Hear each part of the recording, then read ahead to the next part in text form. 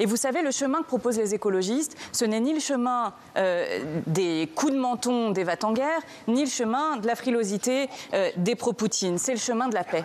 Et si on veut effectivement soutenir l'Ukraine, eh bien nous formulons 3 propositions.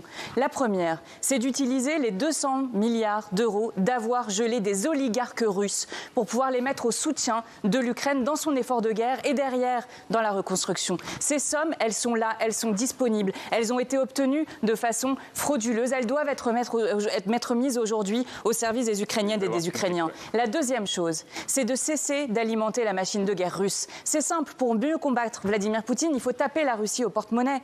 Et on continue à dépenser des dizaines de milliards d'euros par an dans le gaz, dans les engrais, dans l'uranium. Et la réalité, c'est que quand on continue à faire ça, et dans le pétrole, quand on continue à faire ça, eh bien on finance Poutine pour qu'il puisse s'en prendre aux Ukrainiennes et aux Ukrainiens. Tous les paquets de sanctions qui ont été votés par le Parlement européen n'ont servi à rien.